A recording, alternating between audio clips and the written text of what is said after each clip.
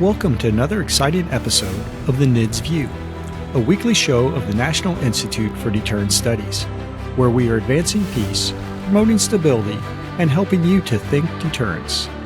Each week, we discuss and analyze a recent topic and provide insight into how it affects our national deterrence. We hope you enjoy this show. Welcome back to another great episode of the NIDS View. And of course, as you know, the listeners, we talk about contemporary topics and issues of the day and great articles.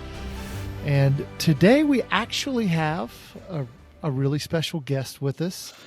And now Jim is, of course, he's at the Heart Conference and he's doing what nuclear engineers do. But because we're going to talk about Annie Jacobsen's new book, Nuclear War, a Scenario, you, the listeners who reach out to us from time to time and send us comments, send us questions. And of course, one of those listeners is Lindell Lucy, who is a history teacher in Hawaii. And Lindell regularly comments, sends us questions, says, hey, you ought to talk about this topic. And so he reached out to us and said, hey, I read the Annie Jacobsen book. And I said, well, you know what? We need to do a podcast about the book and you should come on because you're one of the folks that, she wrote the book to, in order to influence. And so what we're going to do today is Lindell's joining us, Peter Husey's joining us, Curtis is with us, and we thought we would talk about the book. So to open it up, Lindell, welcome to the NIDS View. Thanks for coming on. Yeah, thank you for inviting me to join. I'm surprised you invited me because I'm not an expert. Well, but the thing is whether it's me and Curtis and Jim and Peter, we do the podcast in order to reach out to just, a guy who's a history teacher in Hawaii or somebody who might be an interested person that's a car mechanic in Des Moines or whatever people might do for a living. We want to reach out. We want to share what we think are interesting topics. And, you took the time to read the book, which is now a New York Times bestseller. And we thought we would get your take on it and see what you thought, because that also helps inform us as to how we might sell our own message and talk about our topic. So let me turn it over to you, Lindell. And what was your take on the book? How did you read it? And as just an interested observer, what did you think? So I reached out to you because I wanted to get your opinion, because when I read it and when I heard her interviews, there were some things that didn't make sense to me. And I was wondering if it was just me that I don't understand something, or is this actually doesn't make any sense. So I first learned about this book because I listened to the Lex Friedman podcast, and I heard her come on. And the first thing I heard there that I wasn't sure about was that she claimed that any usage of nuclear weapons will inevitably lead to nuclear Armageddon. Now, for me, I find it hard to believe. I heard another interview where she was asked what would happen if Putin used a nuke in Ukraine, and she argued that it would probably lead to Armageddon. And what she does is keeps referring to a war game that was conducted 40 years ago. It was called the Proud Prophet War Game. And she talks about it in her book, and she mentions it in most of the interviews she's been doing. So what I would like to know is, this 40-year-old war game, is it special? Like, should we take it more seriously than in all the other war games that have been conducted in the past 40 years? And is it realistic that, was this war game realistic? Are most war games realistic? And what proportion of them actually end in nuclear Armageddon? So my question is this assumption that any use of nuclear weapons automatically causes us all to be dead? Because for me, it seems like a huge jump to get from like one nuke being fired to we're all dead. Like, I don't see a logical sequence of events that could have that result. Now, when I read her book ends in nuclear Armageddon, and she creates a sequence of events to get from North Korea firing 2 nukes to getting U.S. and Russia to firing all their nukes. Now, as I followed those sequence of events, they didn't make sense to me. There was a lot of things that happened in there, and I can talk about that if you want, that I just didn't find plausible. So when I emailed you, I said, I think a better name for her book would be not Nuclear War, a Scenario. It would be Nuclear War, an Implausible Scenario, because it doesn't seem realistic to me. Yeah, that's you make a great point. So before we sort of start addressing some of these questions, why don't you walk us through her scenario so that the listeners who may not have read the book yet, that they sort of understand the scenario we're talking about? Okay, so I read it about a week ago, but I think I remember the main points. So it starts with North Korea fires 2 nuclear missiles. One of them hits the Pentagon in Washington, D.C., and the other one hits a nuclear power plant in California. And the book doesn't give a reason for why North Korea did this, but it does say that Kim Jong-un was expecting the U.S. to retaliate and basically completely destroy North Korea. So that itself, to me, didn't make sense because, so I told you I'm actually a student now. I'm studying deterrence and nuclear deterrence. So one concept that I've learned is this idea of use them or lose them, right? And so it's like Kim Jong-un ignores this concept. So it's like he's going to fire 2 nukes and expect the U.S. to retaliate and destroy his country. But the book says that he has 50 nukes. So if he doesn't use them, he's going to lose all of them when the U.S. retaliates. So to me, it would seem like if North Korea is going to conduct a surprise nuclear strike on the U.S., he would use all of his nukes, because if he doesn't, he's going to lose them because the U.S. is going to retaliate and destroy all of them. So that part, to me, didn't make sense. So the next thing that happens is after North Korea fires these 2 nukes, the U.S. has to decide what to do. And so it decides to retaliate with 82 nukes. So I'm not an expert. I don't know if that's realistic, but my intuition was that that's way too many because it's like a huge escalation and it could potentially provoke all sorts of unwanted retaliation. And it could also affect our allies. So if there's a risk of fallout, it might hit South Korea, it might hit Japan. So would we really fire 82 nukes at North Korea? My guess is that we wouldn't, but I don't know. I'm not, I don't have the information that you guys have. So I would like to hear your opinion on that. But anyway, after the U.S. sends 82 nukes at North Korea, Russia misinterprets this as an attack on Russia. So one of her assumptions is that the U.S. is going to fire all these nukes over Russian territory. I don't know if that's realistic or not. Would we fire 82 nukes over Russia to get to North Korea? I don't know. But so Russia thinks we're attacking them. And one of the reasons Russia doesn't realize that the U.S. is attacking North Korea is because apparently they did not detect the North Korean missile launch. So they don't know who America is firing at. So to me, I would think, so if the Russians can see the U.S. Missile launch, then probably they could see the North Korean missile launch. And even if Russia didn't see it, surely China would see it and tell Russia. But anyway, the assumption is that Russia doesn't know who the U.S. is attacking, but they think that the U.S. is attacking them. And then when the Russians try to contact the Americans, they can't get through. I don't know how realistic that is either. But so the Russians decide that Americans are attacking them, so they got to launch all their nukes. And so now the Americans see the Russians launching all their nukes, so the Americans have to launch all their nukes. And so the world ends. End of story.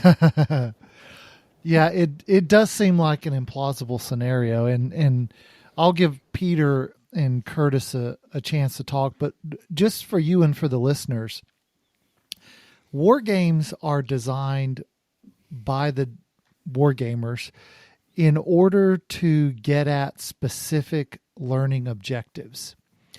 And so all of the scenarios are fundamentally arbitrary, but they want to force something to happen because they want to measure how the players of the game who will ostensibly, you've got a red team and a blue team, and you want to know how red and blue will respond to that. Now, you might want to test, let's suppose hypothetically, you're thinking about a new capability, and you want to see how would this capability affect conflict. So you might employ that. Or in war games, I play and design war games, and sometimes you want to force a nuclear escalation because sometimes war games won't go nuclear. The players refuse to use nuclear weapons. And so you have to imbue in the scenario this set of facts that says the scenario has gone nuclear, now deal with it. Because you don't necessarily get war game participants who are willing to do it. So scenarios are arbitrary for the sake of getting at the desired learning objectives. And it might be, okay, we're going to start with the baseline of there's been a nuclear strike. And then I want to see how do the players play that war game after I force nuclear use.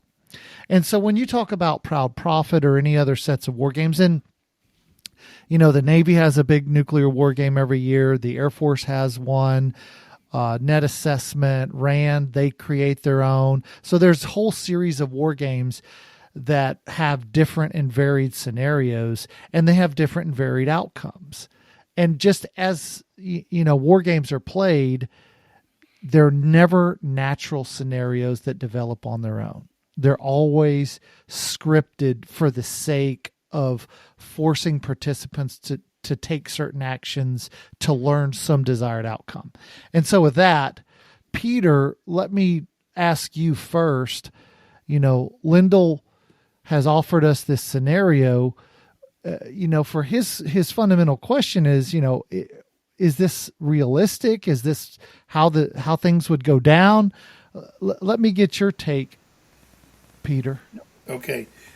The most serious problem is that Annie makes 6 major errors. It's not a question of judgment. It's outright falsities. And she uses these, what she calls U.S. strategy, in order to force the scenario down a certain road. Number 1, she says we have a launch on warning strategy. She quotes Bill Perry saying the president won't wait in terms of seeing where the warhead goes or whether there's more than one. She also, parenthetically, we try to shoot it down with 4 interceptors from our missile defense system in Alaska, and she rigs that and says all 4 of them miss. And then she says missile defense can't work technically because in outer space the decoy will not necessarily go slower than the warhead because there's no atmosphere. And so we'll get into that. Second, she says our forces are all on hair trigger. And Lindell mentioned this use it or lose it. Unless they're coming to all our Minuteman missiles, they need 1,000 warheads to go after the launch control sites, the 450 missiles silos. This is not a 1,000 warhead, 2-on-1 attack. So the idea that we have to launch any number of ICBMs, otherwise they're all going to be destroyed, as he pointed out, is nonsense. The third thing she says is every president has only 6 minutes to make a decision. And the question is, I talked to the person who'd been in the Pentagon for 40 years and had done all the targeting. It's one of our top people in the country. And he said, I have no idea what she's talking about. There is no 6-minute limit. Fourth, she says that admirals and generals will jam up the president and force the president to choose from the single integrated operational plan, the PSYOP, to choose the Armageddon option, the all-out attack. In this case, 83 nuclear weapons in North Korea. I don't know what targets they'd hit. I think they'd run out of targets after about 10. Okay, and the final thing is she says, she hints all the time as well, the solution is like no first use. But the first use doesn't cause Armageddon and nuclear winter. It's only 2 warheads. What causes nuclear winter is our response. So she's saying not only no first use, she's saying no second use, no use at all by the United States, which means our deterrent is a bluff. And what do you think that's going to do to our adversaries? Because she then says, that escalate to win is an American strategy, because during the Cold War, we said if the Russians invade Western Europe, we reserve the right to use nuclear weapons to stop an invasion of tank armies through the Fulda Gap. But she completely misinterprets that. Escalate to win is Mr. Putin's plan. If he's losing a conventional war, which he starts, he will use nuclear weapons to make us stand down, like in Ukraine. He keeps threatening that, saying, you America stand down, don't come to the fight, just give up. That's what escalate to win is. It is not American strategy. It is a Russian, and I think more and more a Chinese strategy, to use nuclear weapons, as the Posture Commission pointed out in October. It is to blackmail and coerce us to stand down so they win and we lose. So the off-ramp Mr. Putin is offering us is, you don't want to go there because it'll end badly, so therefore stand down and don't fight at all. Those are the major, I've counted about a dozen, but these are major errors of fact, which she simply, I don't know whether, I know where she gets some of them, but some of them she totally misinterprets, like escalate to win, and others she just gets completely wrong. But she has to have them, otherwise the scenario doesn't work. You follow me? She's trying to make it look as though the scenario from one warhead to nuclear, she says from launch to nuclear winter, is forced on the president because of our bad, as she said, your deterrent policy is MAD, mad. You follow me? She said it's madness. Now, she doesn't say what to do. She says, oh, well, let's have communications and let's have diplomacy. But as you know, our old friend Angelo Codavia, God love him, who passed on last year, is diplomacy to do what and communications to communicate what? Because she never says. Because if you don't have anything to replace deterrence, you're causing a grave, grave problem in that if you don't have anything, you're going to have a very unstable environment. Our adversaries are going to get reckless. Our friends are going to worry. And that, Adam, I think, is the most deleterious part of this book, is that it undoes the deterrent relationship we have with NATO and we have in the Western Pacific, and she undermines that by claiming that deterrence at some point will break down and it will all die, and therefore we have to replace it because it's immoral. And the question is, okay, replace it with what? And she has no solution. Okay, good points, Peter. Let me turn to you now, Curtis. So as you listen to the scenario that Lindell laid out nicely for us, what problems did you see? So I appreciate all this, Lindell. Thank you so much for being a fan, if you will, a follower, and the fact that you're studying this.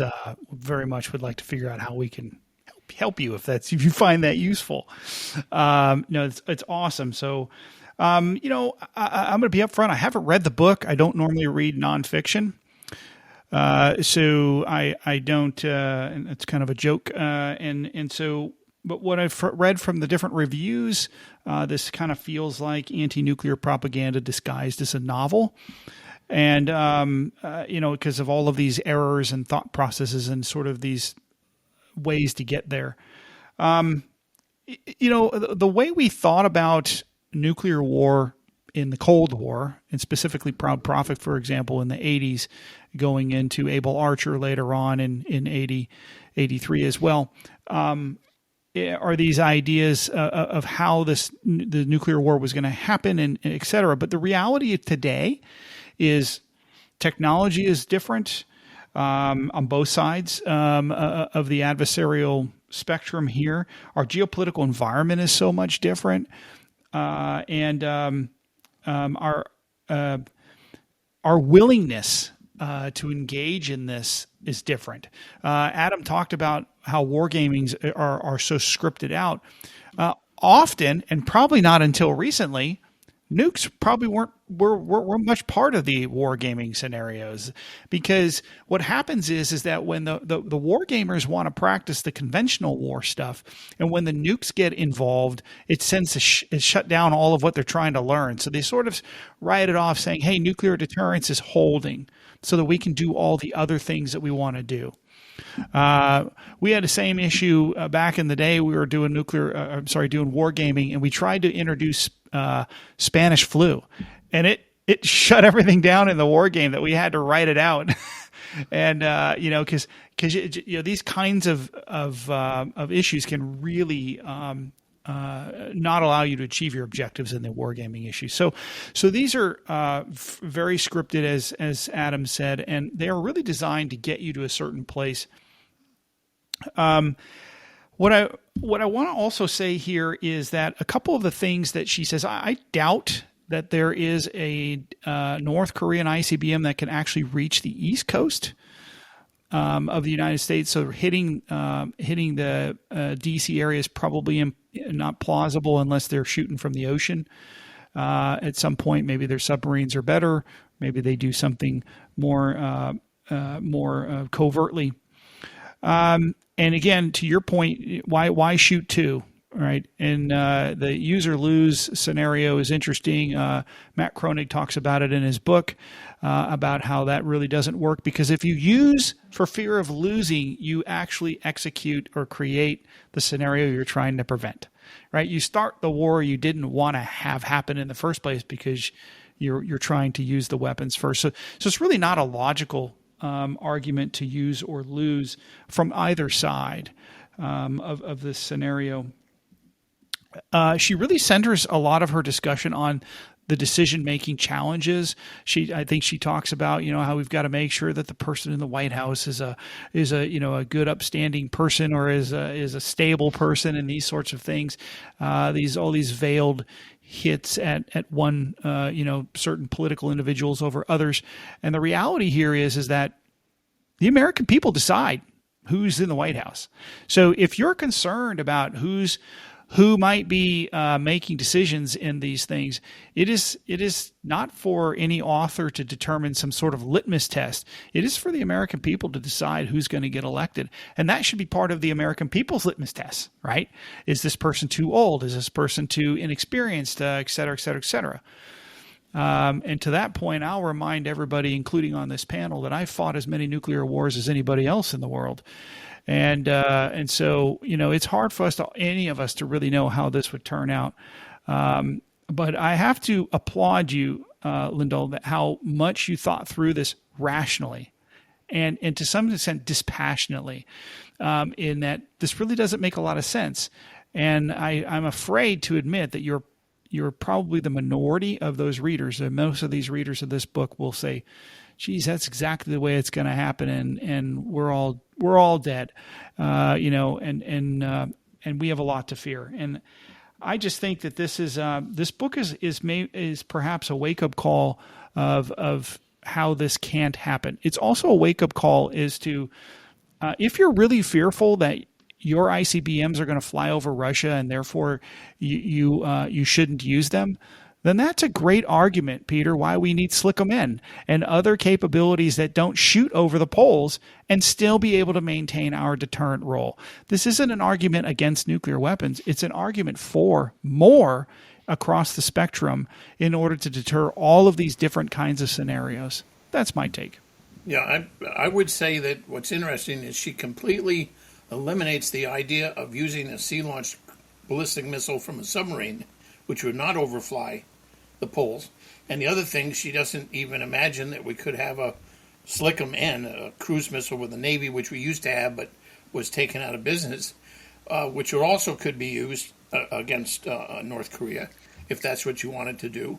And as I said, she rigs the argument to make, what's fascinating is every single major decision, she makes ICBMs look like the bad guy. And if you saw the Netflix session 3 out of the 8 they're doing, Ellsberg is quoted saying the most dangerous weapon we have are ICBMs and they should be killed, and the Pentagon budget should be cut in half.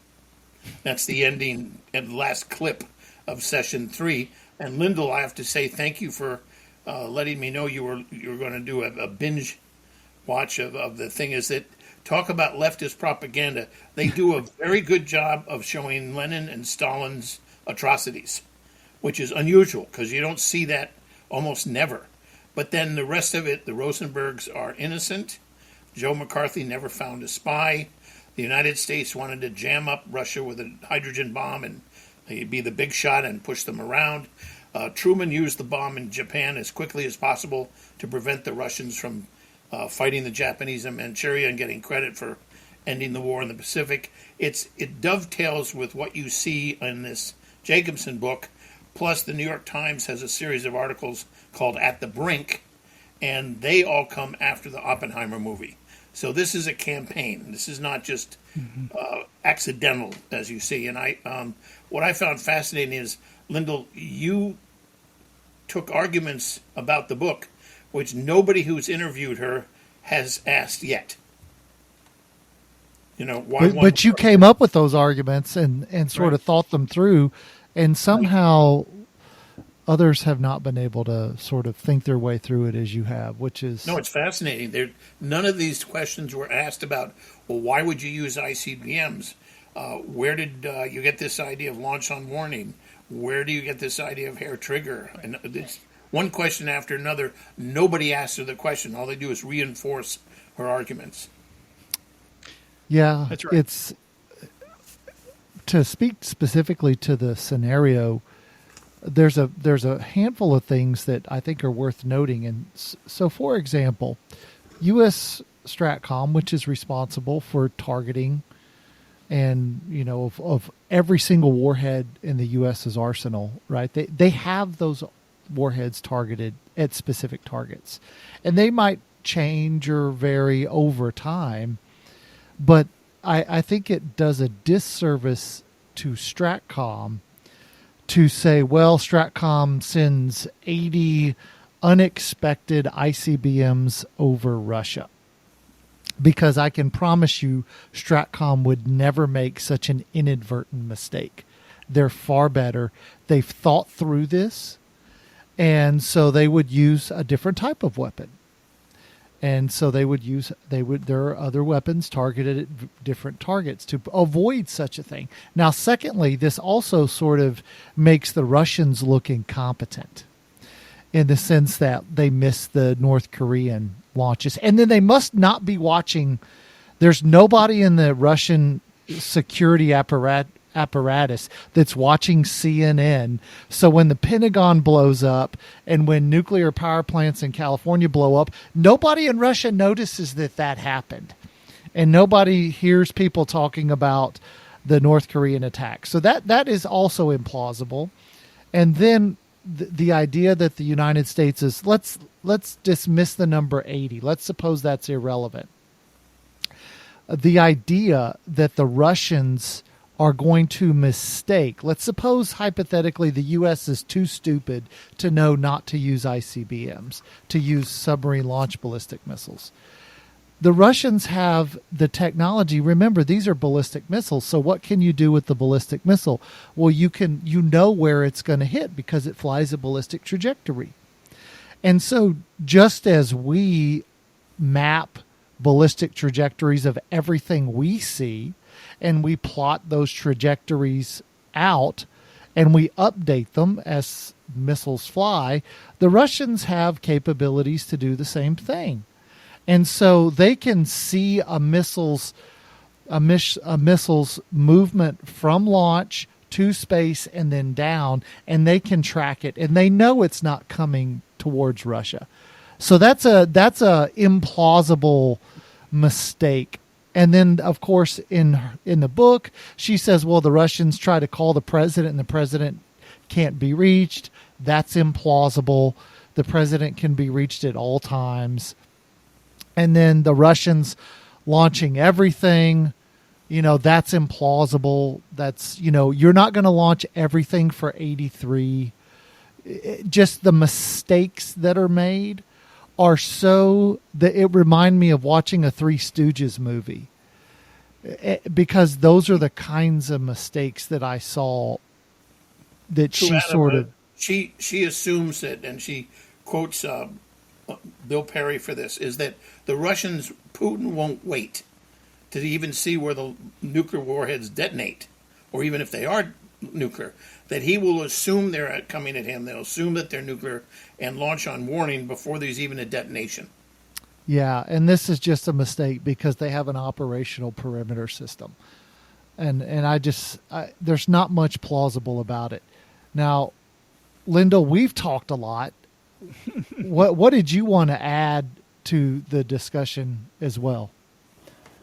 Actually, I would like to raise a couple of questions. So one thing that's bothered me is that the U.S. president has basically said that he agrees with Annie Jacobsen that any use of a nuclear weapon will end in Armageddon. So I sent you a quote last night by email. So in October 2022, when Putin was threatened to use nukes in Ukraine, Biden is quoted, and I'll read it here. Biden said, "I don't think there's any such thing as the ability to easily use a tactical nuclear weapon and not end up with Armageddon." That's basically the same thing that Annie Jacobsen is saying. But now the U.S. president is saying it, and he's the one in charge of the nukes. So I would like to know, is he wrong? And what are the consequences of Joe Biden being wrong about this? Well, as I sent an email to you, Lindell, this is the $64,000 question. If the president believes retaliating if Putin uses a nuclear weapon would end up in Armageddon, what's the logic? He's not going to retaliate with nuclear weapons. So he's told our friends, our allies, our extended nuclear deterrent is a bluff. But he's also said it's not no second use. It's no use at all. We will stand down and not use nuclear weapons because any retaliation will lead to Armageddon and nuclear winter, and we all die. So you've told Putin and our enemies, your country, your territory is in a sanctuary from which nuclear weapons will not be fired at you. You follow me? That's the logic of what you figured it out. And therefore, you've basically taken your extended deterrent and made it a bluff. So my question, follow-up on that, is how far can he go? Does the U.S. draw a red line or NATO draw a red line? Because could Putin take the rest of Ukraine and get no response? Could he take Moldova? Could he take Georgia? Like, could he? How far can he go? Go ahead, Curtis. Well, I mean, piggyback on Peter's comment here, and as we will probably both kind of answer your question, only Putin knows how far he'll go in this sense, but he'll go as far as the West will allow him to go, and that's the big thing here. And when you lighten up, when you down talk America's nuclear deterrent, you increase his maneuvering space and his decision cycle to move further. And that's why these kinds of efforts, if you will, as I say, to down talk nuclear deterrence, actually encourages conflict and encourages more war, more invasion, more this and that. But I would argue here, just to continue with Peter's analysis here, is that we have to assess or assume that there was even a possibility that the United States would respond with a nuclear weapon, a tactical nuclear weapon, a low-yield nuclear weapon in the first place. Everything we've heard out there, I've not heard one administration person. Now, clearly they probably wouldn't let this on, but everybody of the administration side of this argument will all say, well, we'll respond with a really hard-hitting conventional response. Well, that's not going to do it. And against whom? Who are you going to respond to? You going to bomb or nuke Ukraine? You certainly aren't going to bomb or nuke the Russian side of the border. Are you going to bomb or nuke Russian soldiers on the Ukrainian battlefield? If we're trying to stay out of this war, that's not going to happen. So the reality here is that they have escalation dominance because we've allowed that. And every time we down talk what little influence we have over this, it affects us. And it affects positively Putin's decision-making cycle.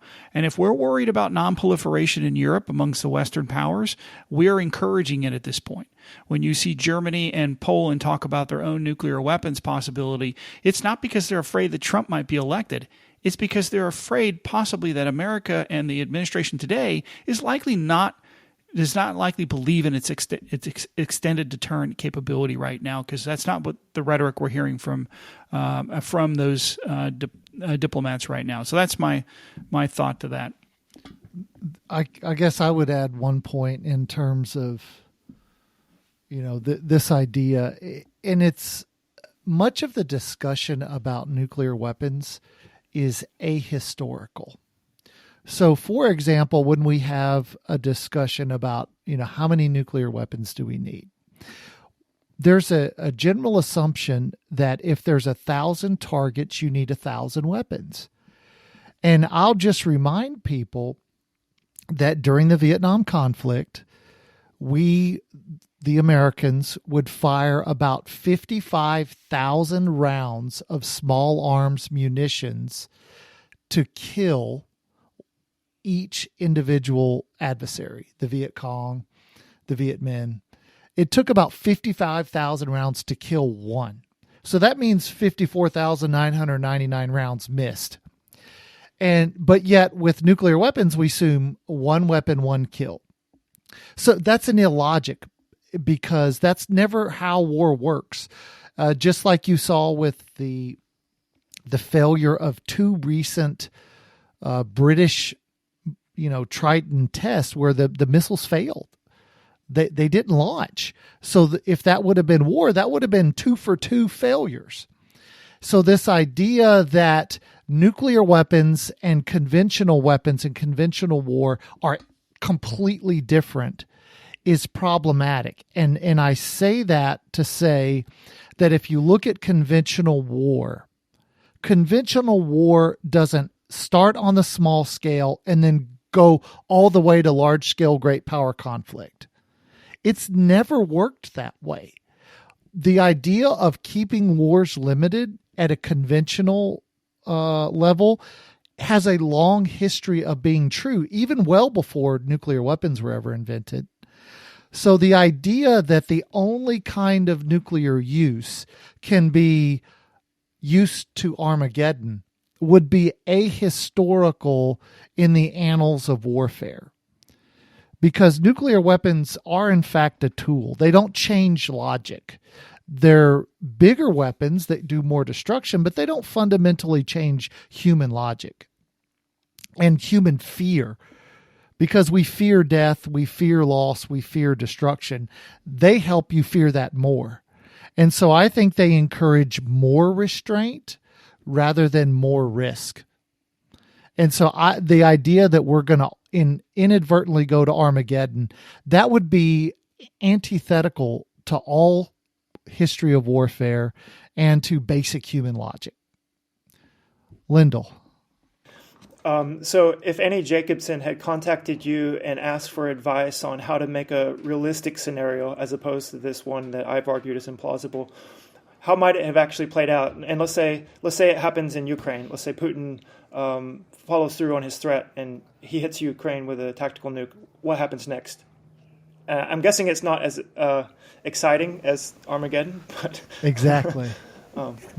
Peter, Curtis? Well, Lindell, if you wanted to write a scenario, I'd write a scenario where a Navy-launched cruise missile from a submarine ends the fight because Putin doesn't know where it's coming from. It's got secure basing. It gets there very quickly. And he says, boy, this ain't worth the candle. No mas. Okay?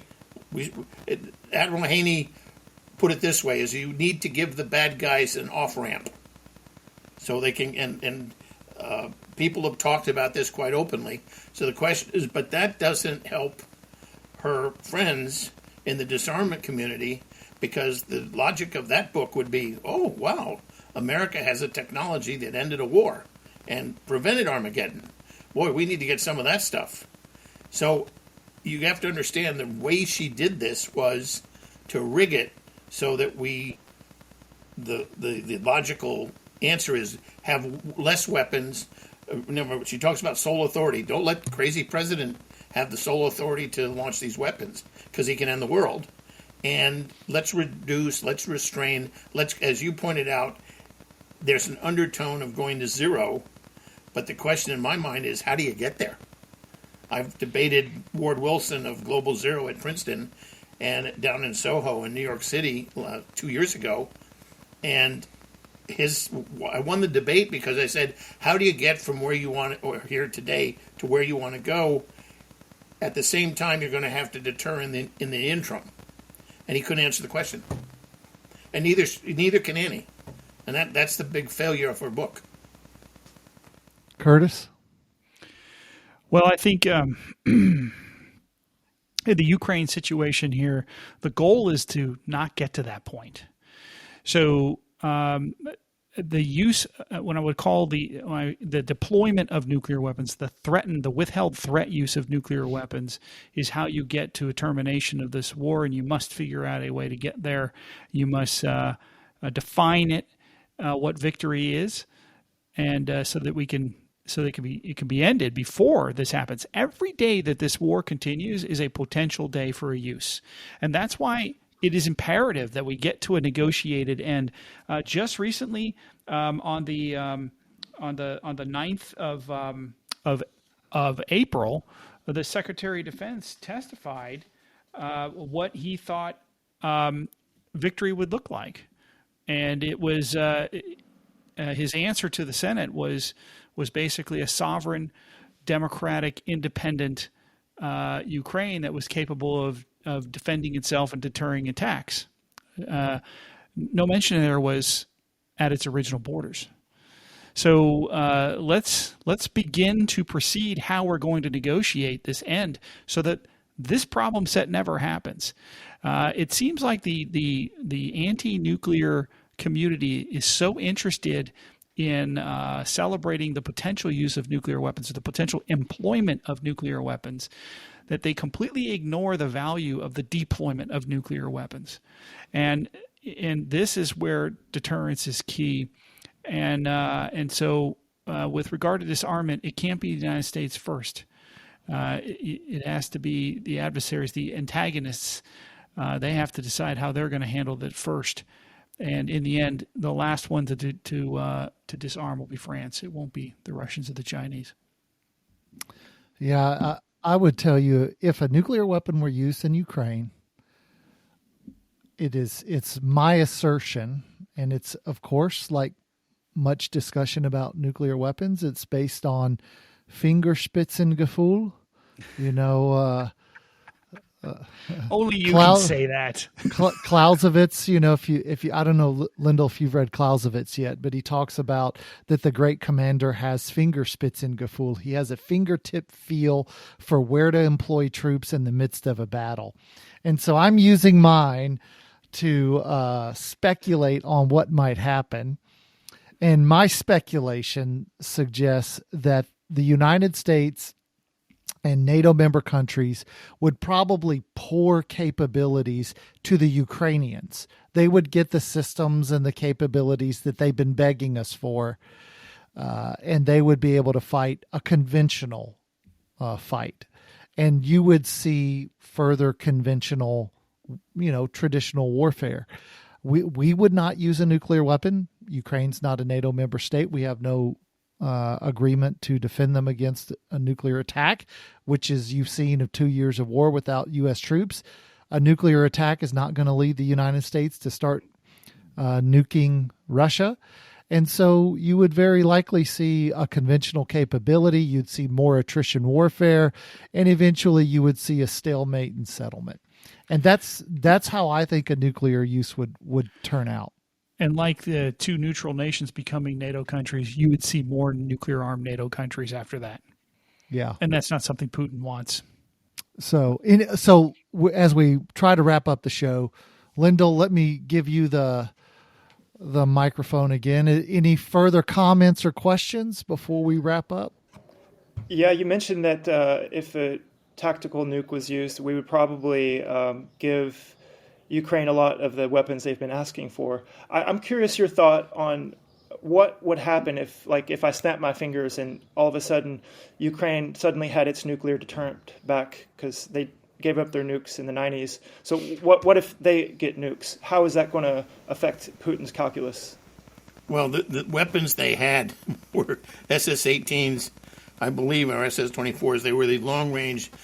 If they launched one from Ukraine, it would land somewhere in Sevastopol or out in the Pacific Ocean or Alaska.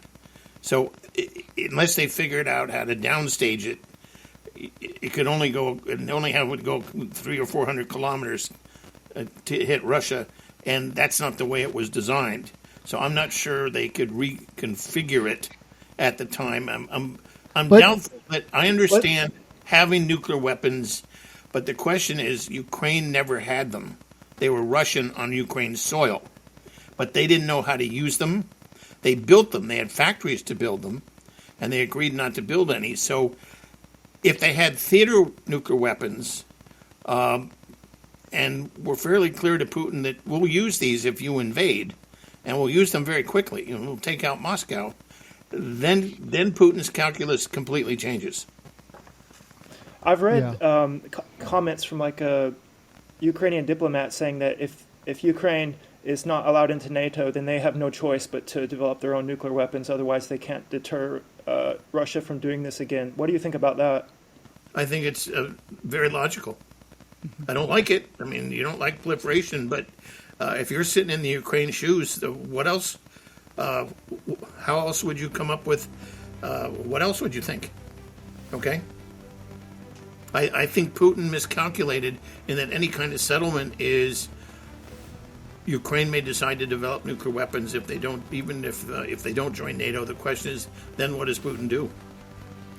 Now, unfortunately, I'm going to have to cut the conversation off because we are out of time. We went long. And, of course, I want to, Lindell, thanks for being a listener of the NIDS View. Thanks for engaging. And, Lindell sends us great questions, great insights that we've done a few shows based on some of his questions. So thanks for joining us. Keep coming. Thank you. Yeah, thank you for inviting me. And thanks, Peter and Curtis, as always. Great show, great discussion. And for you, the listeners, thanks for being there. And feel free to send us your topic ideas and your comments, because we do listen and we respond. So thanks for being there. And as always, we want to remind you to think deterrence. Thank you for listening to the NIDS View. This show is produced under the NIDS Podcasting Network, a division of the National Institute for Deterrence Studies. NIDS is a 501c3 organization dependent upon donations to provide this podcast and bring about awareness of the peacekeeping value of U.S. strength and our national deterrence. You can catch all of our podcasts or provide feedback at thinkdeterrence.com.